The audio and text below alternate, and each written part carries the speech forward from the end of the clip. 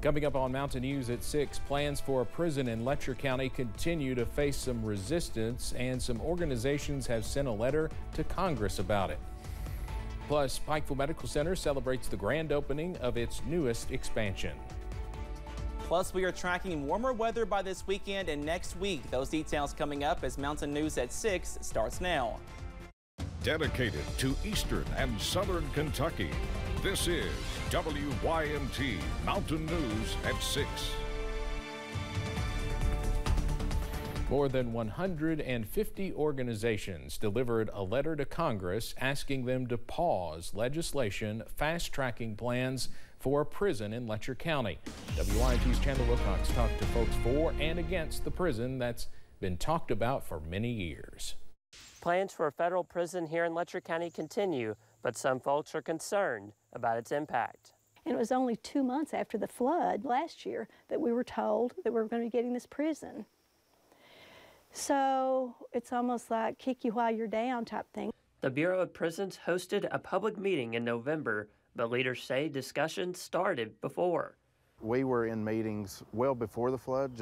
It just so happened that the first public meeting was a couple months after the flood had hit. So public perception-wise, people thought that we were using the flood as a tool to push this project forward, and that's just not the case. Concerns also included potentially unfriendly tactics to the environment, adding to flood damage.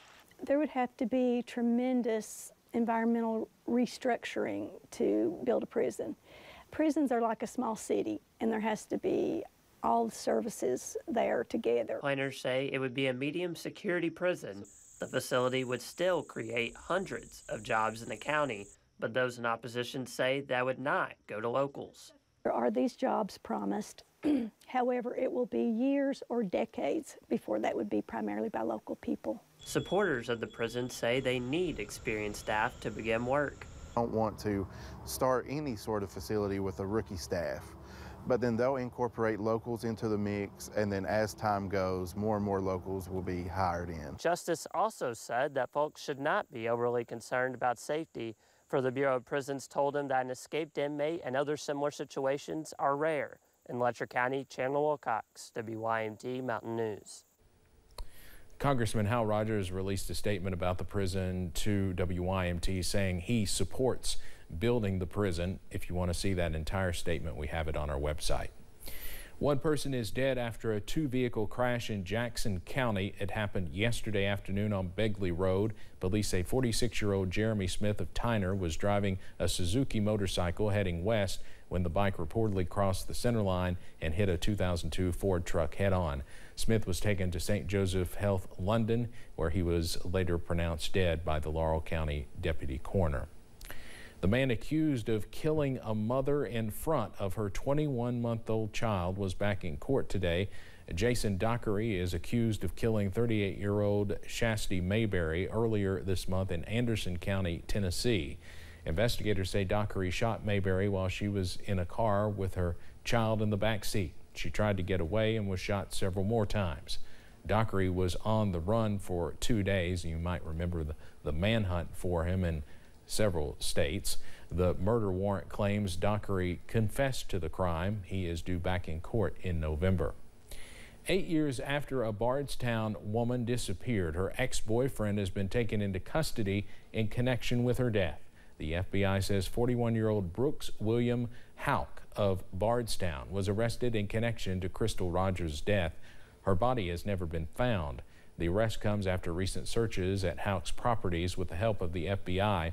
Last week, Houck was indicted by a Nelson County grand jury on murder and tampering with physical evidence charges. We're premature. This is just another step in the answer. This is maybe one of the strongest steps. This is a giant step in the answer about what happened to Crystal Rogers. Houck is being held on a $10 million bond. He's set to be arraigned next Thursday, October 5th, in Nelson Circuit Court.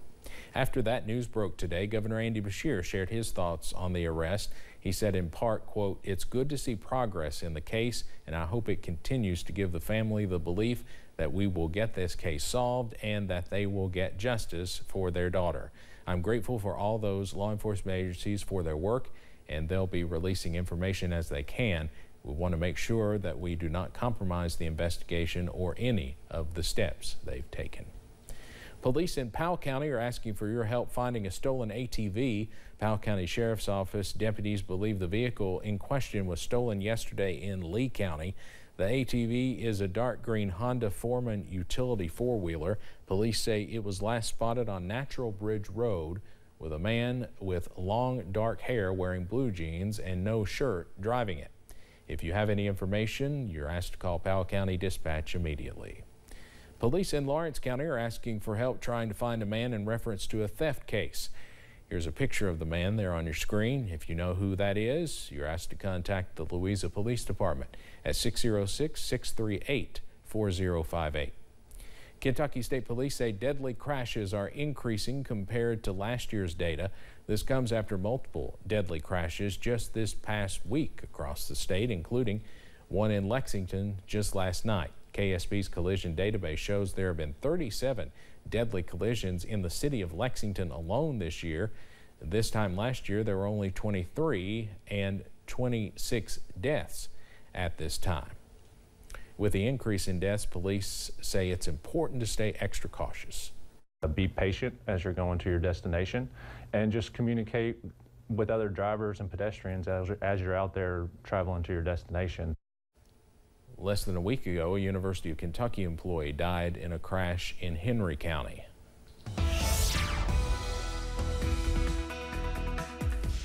It's been a gloomy and soggy Wednesday across the mountains, but most of us getting a little bit of a break right now as we go into this evening, but a few more light showers close to the Kentucky and Virginia border. Zooming into southern Harlan, also southern Letcher, into portions of Lee County and Wise County in Virginia. Some light showers here and more light showers in southern Pike County, also into Dickinson and Buchanan County as well. But most of us getting a little bit of a break as we go into this evening. Those temperatures are muggy but comfortable in the middle to upper 60s, 67 for Jackson. Also Pikeville, 64 here in Hazard, and 65 over in Harlan at this hour. We should be in the middle 70s, so we are below average thanks to clouds, also showers, and we do stay muggy into this evening, also into tonight. A small chance of a stray shower. Most of us are dry though into this evening, but we are watching out for higher rain chances once again by Thursday, and then some warmer weather by this weekend, also next week. All those details coming up in just a few minutes. Steve?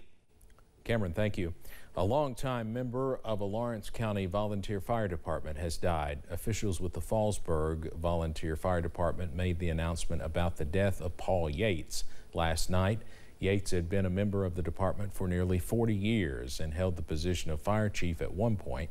His visitation began a short time ago at the Young Funeral Home in Louisa. The funeral will be at the funeral home's chapel tomorrow at 1. Yates was 59 years old.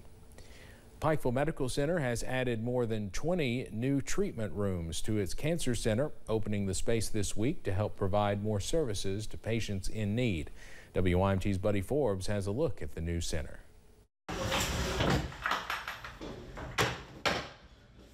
even that part will pull all the way down. Comfort, convenience, care. When you hear that word cancer, it's a very nerve-wracking, just devastating word to a patient. Pikeville Medical Center's Lost in Cancer Center opened its doors this week with an expanded effort to provide care to patients. For them to be able to stay close to home, to be able to be taken care of by hometown friends and neighbors, and then for us to be able to provide them with a place they can really just relax, take a deep breath. The new center consolidates care into one place, providing more services and high-tech treatment rooms devoted to making patients feel at home as they take on the fight of their lives. Yes, we also get to see the bell ringing whenever chemotherapy is over, or we get to see the success stories.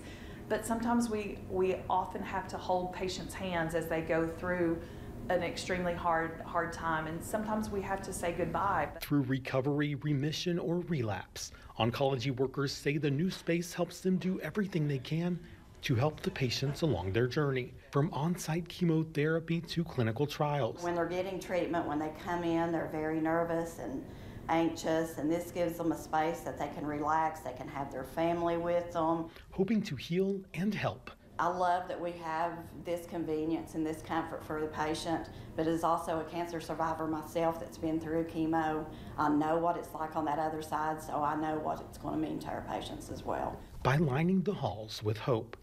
In Pikeville, Buddy Forbes, WYMT Mountain News. The new center is located on the 11th floor of the hospital's clinic building, providing additional space for cancer care and bringing more than 30 new jobs to the hospital. The Wise County, Virginia Sheriff's Office is launching new software which will help them respond to emergencies more effectively. Prepared Live will allow the county's 911 dispatch center to live stream, receive multimedia, and receive a location from mobile callers in real time. After they receive a 911 call, dispatch can share a one-time link with the caller. After that, the caller can share their location, which will allow dispatch to pass that information along to first responders. We are watching out for rain chances to linger into your Thursday, but some drier air is on the way by this weekend. Your full forecast coming up. Plus, one Eastern Kentucky county's addiction recovery efforts have been recognized by a program introduced last year by the governor's office.